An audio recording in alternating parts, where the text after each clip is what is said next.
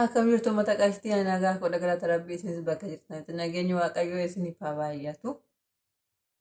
Warri itiyoo shoo yuutuubiif addisii taatan sheer sabiskiraayib laayik godhuudhaan na jajjabeessaa isiniin jedha. Warri duraan sabiskiraayib na gootan sheer na gootan immoo baay'ee baay'ee isin galateeffadha guddaan galatooma isiniin jedha. Warri addisii taatan immoo sabiskiraayib laayik sheer gochuudhaan na jajjabeessaa wal jajjabeessinaa keessatti warri yuutuubii addisii banachaa jirru kun osoo wal jajjabeessinee baay'ee bareeda isiniin jecha.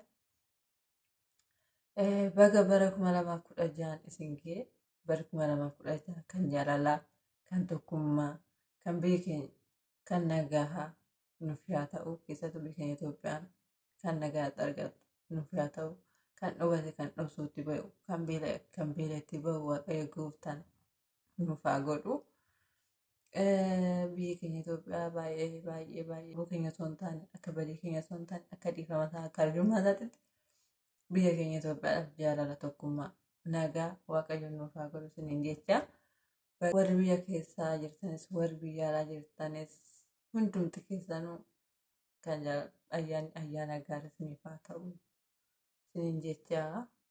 Bara 2015 akkamitti dabarsitanii karoorri bara 2016 maal karoorfattan isiniin jechuu barbaada. Namni akkuma bifti isaa adda ta'u kana ayyaana isaatis gargaari. Kan inni karoorfatus gargaari. Namni tokko fakkeenyaaf hojjetee of jijjiiruudhaaf wayii immoo hojii duraan qabu irraa xiqqoo ishee kan ol jedhe argachuudhaaf barbaada. Namni kun immoo tidaarii godhachuudhaafis ta'uu danda'a. Kun immoo ijoollee godhachuudhaafis ta'uu danda'a. Kun immoo bifti isaa gargar ta'e ayyaana isaatis gargaari. Kanaafuu namni amma nama ta'ee jirutti karoorsuu dhiisu kan namni karoorse immoo hojiidhaan isa agarsiisu hin dirqama. Kan hojiidhaan agarsiisu san immoo bichaa keenya osoo hin taane waaqayyo gooftaa keenya of fuuldura goone nama guuttatu waaqayyoon nuuf haa godhu. Isinis bakka jirtanitti kan itti yaada keessan isin kan itti yaadni keessaa isin milkaa'u waaqayyo gooftaa isin haa godhu. Rabbiin si faana haa ta'u isiniin jecha. Ayyisattuu keessattuu nuti shamarran biyya alaa jirru kun biyya arabaa jirru kun yeroo ayyaanni dhufe ayyaana kamiyyuu haa ta'u yeroo ayyaanni dhufe garaan keenya baay'ee baay'ee nu kaffaa baay'ee baay'ee gaddina. Osoo maatii keenya bira jiraanne nuyi maatii keenya wajjin dabarsinaa biyya ormaatiin hojiidhaan dabarsinaa kan jedhu sun baay'ee namatti dhagahama dhugaa dubbachuuf ta'e tokkoof anis isaan keessaa tokko waan ta'eef jechuudha. Kanaafuyyuu waaqayyo rabbiin keenya fayyaa nuu kennee humna nuu kennee hojjennee biyya bahuun keenya badii osoo hin taane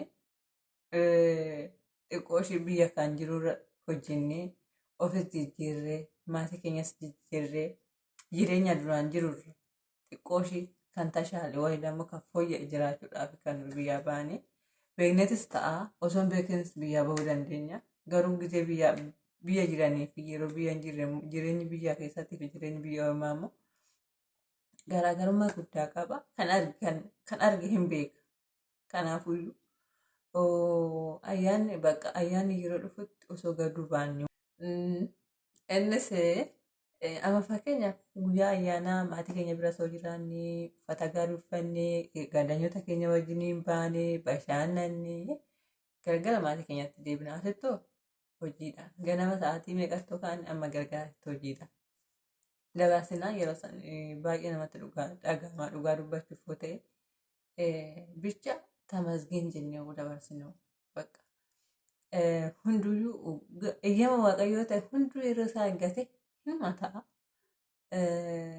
Hojiidhaan dabarsinee waaqa keenya ofiis gaddisiisuu osoo hin taane ofii keenya ofiis gaddinee ayyaana waggaa dabarsuu osoo hin taane yaa waaqayyaa rabbii fayyaa naa kennite hojjedhee akkan of jijjiiru hojjedhee akka maatii koo jijjiiru kan na agarsiise amma kun galanni isaa ta'u kan fayyaa naa kennite jennee osoo waaqa keenya galateeffannee mi'a keenyatu waaqa keenya galateeffata.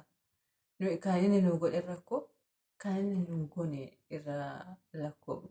Garuu kan nu hin beekne kan rabbiin keenya nuuf godhe nuti osuma waanuma fe'ee osoo dhabne bakka fayyaa nu kenne. Kan fayyaa caalu jira. Kan fayyaa caalu homtuyyuu hin jiru. Fayyaan qabeenya nama beekatu jechuudha. Inni immoo fayyaa qabaanne biyya ormaa itti rafan malee itti nafan kan jedhu tokko jira mammaaksi tokko yoo sirrii ta'e. Kanaafiyyuu amma fayyaa qabnutti wayii waggaa tokko wayii waggaa lama wayii waggaa sadii qabnu biyya ormaa seenu. Kanaafiyyuu waggaa lamaa waggaa sadeessan hojjennee osoo ofitti gadduu waanuma jiru garuu guyyaa ayyaana san gaddaan oduu dabarsuu baannu bareedaa ta'a kan jedhu san yaade. Kanaafuu amma sirra deebiidhaan ofitti hin gaddinaa toonii waaqa keessan galateeffachaa. Rabbii keessan galateeffachaa ayyaanni bakka jirtanitti kan biyya alaa jirtanis kan biyya keessa jirtanis hunduma keenya kaabaa kibbaadhiyaan ayyaana nagaa kan jaalala kan tokkummaa waaqayyo gooftaan nuuf haa godhu. Keessattuu amma sirra deebi'ee kanan jedhu ani keessa biyya keenya Itoophiyaa biyya keenya Itoophiyaa jaalala nuuf haa kennu waaqayyoon nagaa ishee nuuf haa deebisu. Kanas ni jedha warri